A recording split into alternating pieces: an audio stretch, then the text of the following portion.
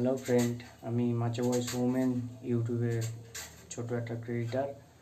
তো আমি এটাই বলতে চাইছি যে অনেক সাবস্ক্রাইব বন্ধু আছে যারা সাবস্ক্রাইব করে, অথচ সাবস্ক্রাইব জানি না তাদের কী অসুবিধে হয় বা কতটা কী প্রবলেম হয়।